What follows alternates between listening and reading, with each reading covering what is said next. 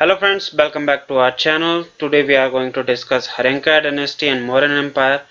Before this video we have discussed Indus Valley civilization, Vedic period, Mahajanpadas and their location, and we have also discussed rise of Magad. So इसके पीछे reason क्या था मगध के rise होने के? इसके पीछे तीन कारण थे। फर्स्ट था आपका strategic location in a sense कि ये जो मगध था ये आपके कुछ एक रिवर्स के कॉन्फ्लुएंस पे बना था, जो कि रिवर्स के फ्लड पेन की वजह से भी ये काफ़ी एग्रीकल्चरली फर्टाइल एरिया था। प्लस सेकंड रीज़न था यहाँ पर कुछ एक आयरन ओर एंड माइंस भी थी, और इन आयरन ओर से आपका जो आयरन एक्सट्रैक्ट होता था उससे आपके एग्रीकल्चर के लिए इक्विपमेंट्स बनाए जाते थे, प्लस बैटल्स के लिए आर्म्स भी बनाए जाते थे जो कि आपके बैटल में हेल्प करते थे। प्लस थर्ड रीजन था इनके जो रूलर्स थे वो काफ़ी लिबरल्स थे एंड उनकी जो सोसाइटी थी वो थी अनऑर्थोडॉक्स नेचर ऑफ सोसाइटी।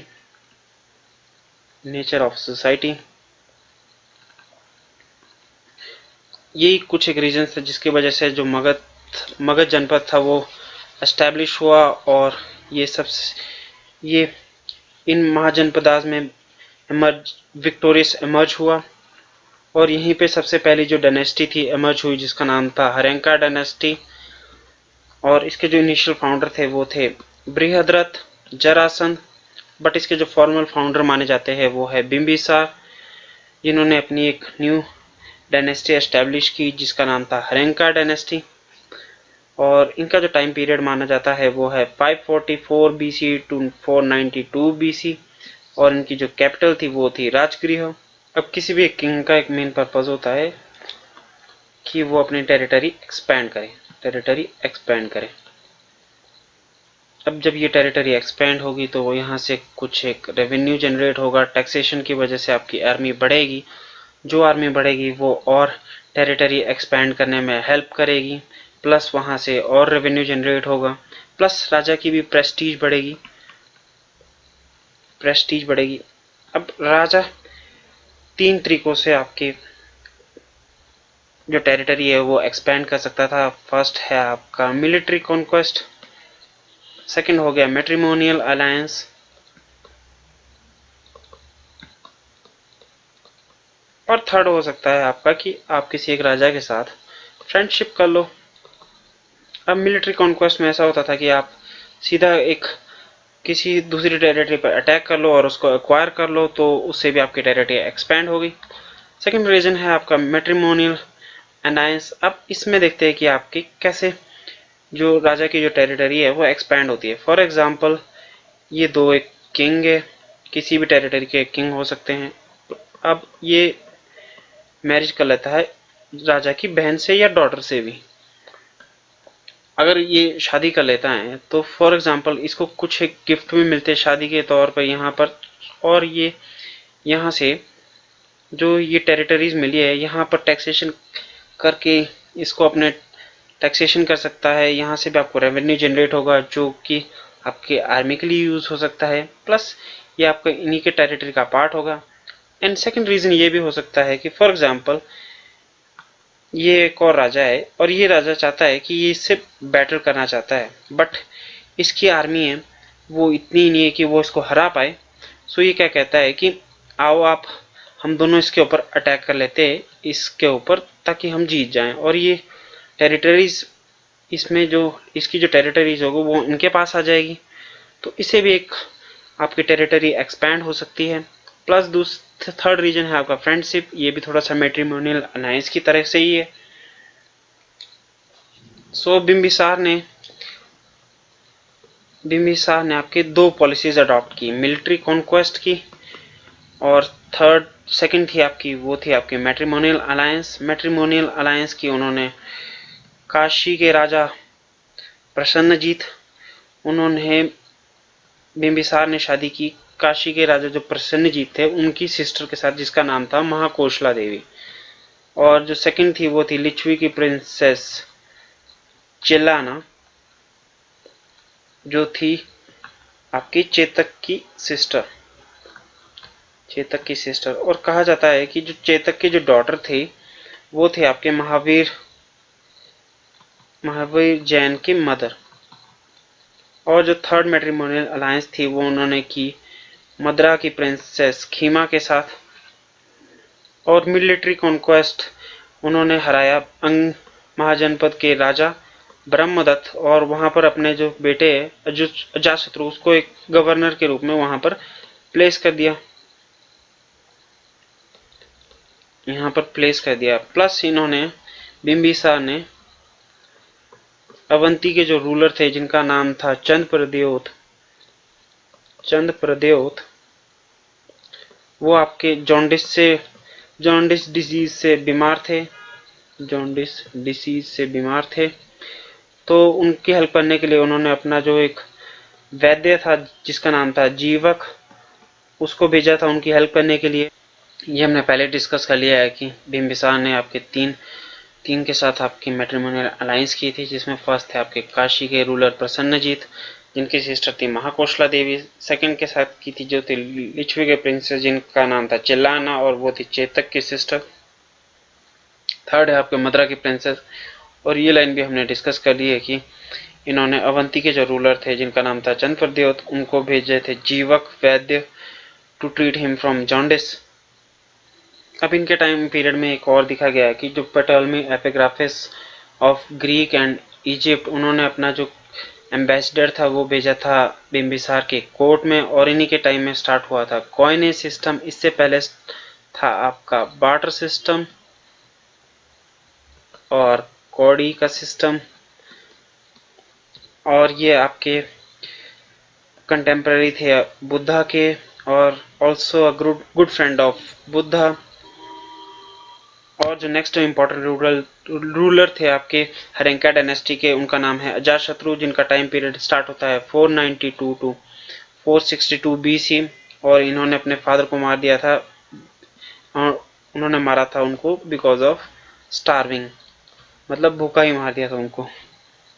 और जब इन्होंने उनको भूखा ही मार दिया अपने फादर को जिनका नाम था बिंबिसार, तो इसे आपके जो प्रसन्नजीत थे जो थे आपके काशी के राजा, उनको बड़ा गुस्सा आया और उन्होंने बैटल लड़ा अजातशत्रु के साथ, बट इसमें वो हार गए थे। और एज ए रिजल्ट उन्होंने अजातशत्रु ने शादी की वजीरा के साथ, और इन्होंने अपने अंकल जो थे आपके राजा कोशला के, उनके ऊपर भी अटैक किया था, और उन्होंने लिच्छवी राज्य को भी लूटा था, प्लस उन्होंने बैटल किया था वज्जी के साथ में। और हमने इससे पहले डिस्कस किया था कि राजा है जो आपकी तीन पॉलिसीज अप्रोच कर सकता है to expand his territory. One was military conquest, one was matrimonial alliance, और फ्रेंडशिप भी हो सकता है एक। तो जो इनका जो मेजर फोकस था अजातशत्रु का, वो था आपका मिलिट्री कॉन्क्वेस्ट के ऊपर। और वैसे तो आपकी काफ़ी क्रूअल भी कह सकते हैं इनको, बट इनके जो बैटल्स में काफ़ी इनोवेटिव टूल्स का यूज़ हुआ था। फॉर एग्जांपल देयर वाज महाशीलकंटक, और यहाँ पर रथमूसला भी थे। महाशीलकंटक के बारे में थोड़ा सा डिस्कस कर लेते हैं। महाशीलकंटक एक ऐसा टूल था जो आपके थ्रो करता था बैट रॉक्स को आपके एनिमी के आर्मी के ऊपर। और आपने ये वेपन है आपने उसमें भी देखा होगा, बाहुबली मूवी में भी, अगर आपने बाहुबली मूवी देखी है। और रथ मूसला भी एक ऐसा ही होता था, इसमें होता था एक रथ होता था आगे, उसमें जब ये रथ चल रहा होता तो यहाँ पर कुछ एक ब्लेड्स लगे होते थे, जो भी इसके सामने आएगा वो इन ब्लेड्स की वजह से कट जाते थे। और इन्होंने अपनी शिफ्ट की थी कैपिटल फ्रॉम राजगृह टू पटलिपुत्र। और जो नेक्स्ट इंपॉर्टेंट रूलर थे वो थे आपके उदयन। वैसे जो इनके लास्ट रूलर है उनका नाम है नागदासक, बट इनके जो लास्ट इंपॉर्टेंट रूलर है वो है आपके उदयन, जिनका टाइम पीरियड स्टार्ट होता है 460 बीसी टू 444 बीसी। और इनकी जो मेजर अचीवमेंट थी ये थी कि इन्होंने पाटलिपुत्र की जो कैपिटल थी उसको इन्होंने ब्यूटिफाई किया था। अब इससे जो नेक्स्ट डायनेस्टी थी उसका नाम था शिशुनाग डायनेस्टी, जो स्टार्ट होती है 412 टू 344 बीसी। और इसके ये इमर्ज कैसे हुई, बेसिकली जो इनके जो लास्ट रूलर थे आपके हर्यंका डायनेस्टी के जिनका नाम था नागदासक, उनको उन्हीं के एक मिनिस्टर्स ने मार दिया था और उसके बाद उन्होंने अपनी एक डायनेस्टी एस्टैब्लिश की जिसका नाम था शिशुनाग डायनेस्टी। और इन्होंने अपनी जो कैपिटल शिफ्ट की, जो फर्स्ट किंग था उसने अपनी कैपिटल शिफ्ट की from Pataliputra to Vaishali. And next important king है वो है कालशोक, और इसके टाइम दो मेजर अचीवमेंट हुई। फर्स्ट थी आपके इन्होंने इन्होंने क्या किया, यहाँ पर सेकंड बुद्धिस्ट काउंसिल हुआ, वो हुआ था आपका वैशाली में। Plus he reshifted his capital from Vaishali to Pataliputra. और कालशोक के बारे में एक इंटरेस्टिंग स्टोरी भी है जो कि अगली डायनेस्टी में है।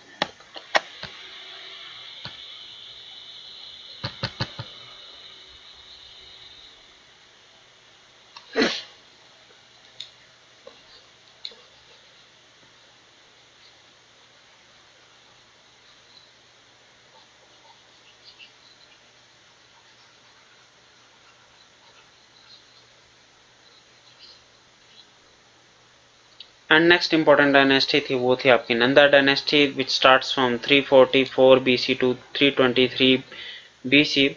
और इसके जो सबसे फर्स्ट किंग थे वो थे आपके महापद्मानंद। और स्टोरी ये है कि जो महापद्मानंद थे वो थे आपके कालाशोक के सन बट ये बॉर्न हुए थे। इनकी जो कालाशोक की जो वाइफ थी वो थी एक शूद्रा, सो कालाशोक ने इनको एक्सेप्ट करने से मना कर दिया था। तो महापद्मानंद ने एक रिजॉल्व लिया था कि वो सारे क्षत्रियों को खत्म कर देंगे या फिर उनको मार देंगे। ये थी इनकी एक इम्पोर्टेंट स्टोरी और इंटरेस्टिंग भी स्टोरी कह सकते हो। सो इन्होंने काफ़ी बुद्धिस्ट को मारा और बुद्धिस्ट मोनेस्ट्रीज को भी डिस्ट्रॉय किया। और इसी की वजह से जो इनका जो एग्रेसिव स्टांस था, इसकी वजह से इनको एक रथ और उग्रसेन भी कहा जाता था। और इन्होंने कोशला और कलिंगा जैसी एरिया को कॉन्कर किया था। और यह फर्स्ट शूद्र किंग ऑफ मगध।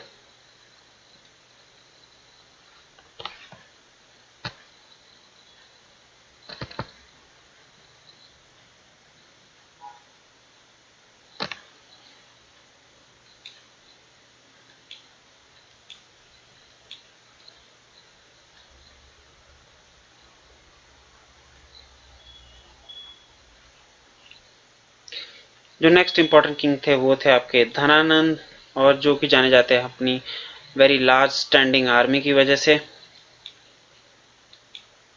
और उनके टाइम पे आपका अलेक्जेंडर का इन्वेजन हुआ था जो कि वो अपनी वेरी लार्ज स्टैंडिंग आर्मी की वजह से रोक पाए थे। थोड़ा सा हम इसके बारे में डिस्कस कर लेते हैं।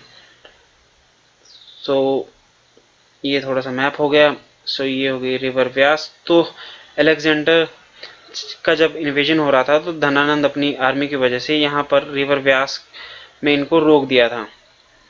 और इसके बारे में हम अभी अलेक्जेंडर के बारे में भी डिस्कस कर लेते हैं थोड़ा सा। अब थोड़ा सा हम अलेक्जेंडर द ग्रेट के बारे में डिस्कस कर लेते हैं। वो थे राजा मैसेडोनिया के। और जब वो 13 साल के थे तो उनके जो फादर थे, फादर फिलिप सेकंड, उन्होंने एक टीचर हायर किया था जिनका नाम आपने सुना भी होगा, जिनका नाम है एरिस्टोटल, उनको टीच करने के लिए। और इन्होंने जो इजिप्ट में जो पर्शियंस थे उनको हराया था, जो कि वहाँ पर 200 ईयर से रेन कर रहे थे और राज कर रहे थे। उनको उन्होंने हराया था जिसकी वजह से उन्हें कहा जाता है किंग ऑफ एशिया। प्लस उनको एक पर्शियन डांसर से प्यार हो गया था जिसकी वजह से उन्होंने उनसे मैरिज की। और उसी की वजह से उन्होंने पर्शियन ड्रेस भी पहनना स्टार्ट कर दिया था, पर्शियन ड्रेसिंग स्टाइल भी अपनाना स्टार्ट कर दिया था। पहले डिस्कस कर लिया है कि Alexander the great fall in love with a Persian dancer जिनका नाम था रॉक्सीन। और ये लव में पड़े थे इजिप्ट में और उनसे उन्होंने मैरिज की। फिर उसके बाद उन्होंने ड्रेसिंग स्टाइल अडॉप्ट कर लिया पर्शियन। अब ये लाइन जो आपके, despite large standing army of Dhanananda, Chandragupta ने उनको हरा दिया था। और इसमें जो मेजर हेल्प रही थी वो रही थी कौटिल्य। और दूसरे थे आप, दूसरे और सेम ही कह सकते हैं आप, चाणक्य, और ये सब लिखा गया है आपको कि कैसे चंद्रगुप्त ने धनानंद को हराया था। वो लिखा गया है आपके मुद्रा राक्षस बुक में, जो कि लिखी गई थी विशाखदत्त के द्वारा। और फिर चंद्रगुप्त मौर्य ने अपनी एक नई डायनेस्टी एस्टैब्लिश की जिसका नाम था मौर्य डायनेस्टी, और ये हमने पहले डिस्कस कर लिया मुद्रा राक्षस बुक के बारे में, और जो लिखी थी आपके विशाखदत्त ने। अब हम थोड़ा सा डिस्कस कर लेते हैं चंद्रगुप्त और सिलिकस निकेटर के बारे में। जैसे कि आपको पता है, मैंने पहले भी ये ड्रॉ किया था मैप, ये यहाँ पर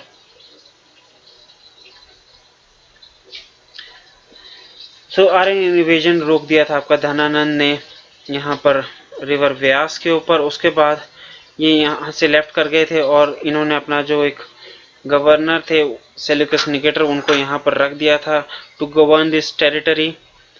फिर 303 बीसी में चंद्रगुप्त मौर्य ने इनके साथ बैटल लड़ा, और जिसमें जो विक्टोरियस इमर्ज हुआ वो थे आपके चंद्रगुप्त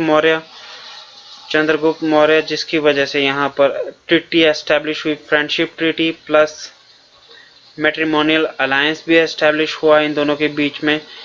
सेल्यूकस निकेटर की जो डॉटर है उनकी मैरिज हुई थी चंद्रगुप्त मौर्य से, और कुछ एक टेरिटरीज थी जो कि आपके रिवर इंडस के वेस्ट में है, वो इनको गिफ्ट की गई थी। For example Sindh, Afghanistan.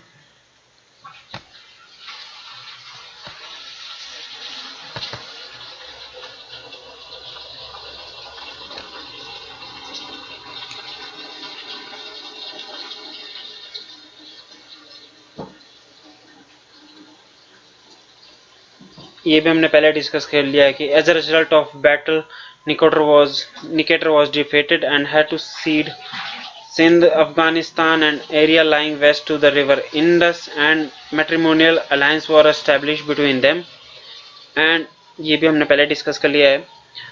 So he sent his ambassador, which was a Greek ambassador, to his court। Chandragupta Maurya की कोर्ट में इनको भेजा गया था, और इन्होंने एक बुक लिखी थी जिसका नाम है इंडिका। और इसके बाद जो नेक्स्ट इंपॉर्टेंट रूलर थे वो थे आपके बिंदुसार। सॉरी, मैंने यहाँ पर लिखा नहीं है। और ये आपके जो इन्होंने थ्रोन सक्सीड किया था वो किया था 299 बीसी में, और इन्होंने ट्रेड रिलेशंस एस्टैब्लिश किए थे ग्रीक और रोम के साथ, और उनको कहा जाता था अमित्रचेत और अमित्रघात बाय द ग्रीक्स, और जिसका मतलब होता था डिस्ट्रॉयर ऑफ फोज। और इन्होंने जो अपनी टेरिटरीज थी वो एक्सपैंड की थी साउथ की तरफ, और जैसे कि हमने पिछली वीडियो में डिस्कस किया है महाजनपदास में, कुछ एक जो महाजनपदास थे वो थे एस्टैब्लिश, साउथ में भी एस्टैब्लिश थे। तो चंद्रगुप्त इन्होंने बिंदुसार ने अपनी जो टेरिटरी थी वो साउथ में भी एस्टैब्लिश की, नीचे साउथ में। और फिर उसके बाद उन्होंने श्रवण बेलगोला में अपना परफॉर्म किया था सल्लेखना का मतलब होता है फास्टिंग टिल डेथ।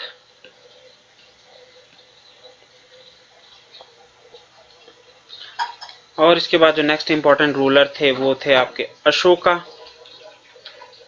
जिन्होंने आपका जो थ्रोन है वो सक्सीड किया था 269 बीसी में, और वो गवर्नर थे तक्षशिला के। इंफॉर्मेशन अशोका के बारे में, प्लस हम इनको आर्ट एंड कल्चर की क्लास में भी पढ़ेंगे अशोका के बारे में थोड़ा सा।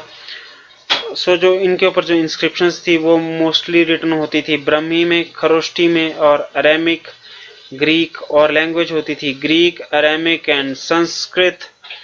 और कुछ एक inscriptions, for example there was one inscription which was named as Rummindei inscriptions, और उसमें जो अशोक को वो कहा गया है देवनम पियदासी, जिसका मतलब होता है बिलवेड ऑफ गॉड। और ये जो इंस्क्रिप्शंस है वो लिखी गई है ब्रह्मी स्क्रिप्ट में, और लैंग्वेज थी इसकी प्रकृत, और ये डिसाइफर की है जेम्स प्रिंसेप इन 1837। दोस्तों अब डिस्कस कर लेते हैं एडमिनिस्ट्रेशन ऑफ मौर्यन एम्पायर। इनकी एडमिनिस्ट्रेशन में सबसे इम्पोर्टेंट पार्ट था वो था सप्तंग और 7 ऑर्गन्स जिसमें सबसे फर्स्ट माने जाते थे वो थे किंग, जिसको कहा जाता था स्वामिन, और मिनिस्टर्स को कहा जाता था अमात्या, और टेरिटरीज को कहा जाता था जनपदास, और फोर्ट्स को कहा जाता था दुर्ग, और ट्रेजरी को कहा जाता था कोष, और आर्मी को कहा जाता था बल, और एलाइज को कहा जाता था मित्रा। और इन्होंने काफी एक वेल एस्टेब्लिश एस्पोनास सिस्टम भी एस्टेब्लिश करके रखा था। फॉर एग्जाम्पल किंग है, अब बहुत से लोग चाहते थे कि वो किंग बने, सो उनकी नॉर्मल टेंडेंसी रहती थी कि किंग को मार के वो आपके किंग बन जाएं। तो इनके लिए, इनसे बचने के लिए भी राजा ने कुछ एक स्पाइस और एस्पना सिस्टम एस्टेब्लिश कर रखा था, ताकि उनको कोई खतरा ना हो राजा को। प्लस उनको एक्सटर्नल एनिमीज से भी कि खतरे से बचाने के लिए भी कुछ एक स्पाई सिस्टम का भी एस्टेब्लिश करके रखा था, जिसको कहा जाता था गुप्तचर्स।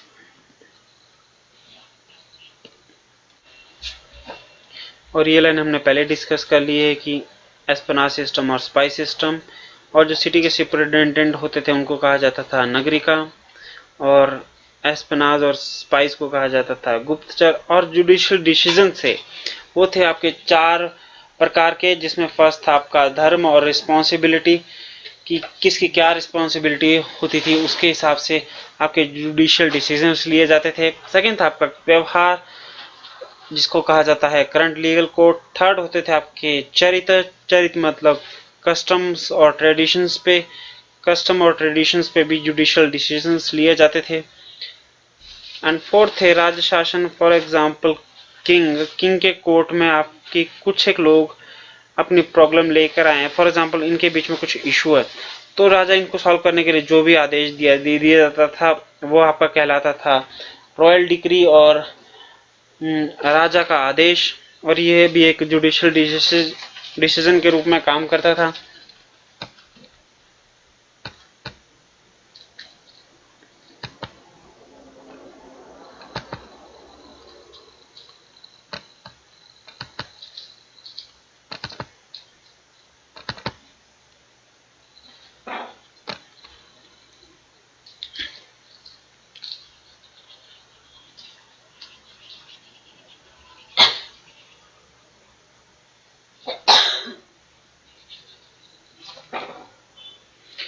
प्लस कुछ एक जगह पे सिवियर पनिशमेंट होती थी करप्शन के लिए, फॉर्जरी के लिए, थेफ्ट के लिए, और पब्लिक वेलफेयर के लिए भी, ताकि उनकी जनता खुश रहे। उनके लिए हॉस्पिटल्स बनाए गए थे, वेल्स बनाए गए थे, कैनाल्स बनाए गए थे, रोड्स बनाए गए थे, एंड इरिगेशन के लिए भी बनाया गया था।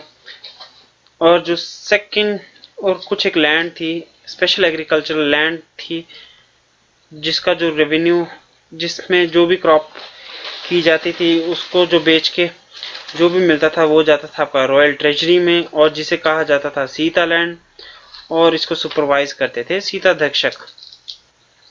सो दोस्तों, हम अब डिस्कस कर लेते हैं डिक्लाइन ऑफ मौर्यन एम्पायर, क्योंकि अब हमने पहले डिस्कस किया कि इनका जो एस्पोना सिस्टम था वो काफ़ी अच्छा था, इनका एडमिनिस्ट्रेशन भी काफ़ी अच्छा था, प्लस यहाँ पर पब्लिक वेलफेयर के लिए भी काम हुआ है। तो इनका जो एम्पायर था वो डिक्लाइन हुआ क्यों? सो फॉर एग्जांपल जो इनके जो लेटर किंग्स थे वो काफ़ी वीक थे, टैक्सेस कलेक्ट नहीं हुए, और अगर टैक्सेस कलेक्ट नहीं हुए तो आर्मी को एक्सपेंसेस कहाँ से जाएगा, और जब आर्मी अगर आपकी वीक होगी, उनके पास एक्सपेंसेस नहीं आ रहे हैं, तो मोर टेरिटरीज कैसे एक्वायर होगी। प्लस कुछ एक टाइम के बाद जो टेरिटरीज थी वो काफ़ी लार्ज हो गई थी और काफ़ी दूर भी थी, जिसकी वजह से दूर होने की वजह से कैपिटल से उसको एडमिनिस्ट्रेट करना बड़ा डिफिकल्ट हो जा रहा था। सो ये भी एक रीज़न था कि जो इनका जो एम्पायर है वो डिक्लाइन हो गया।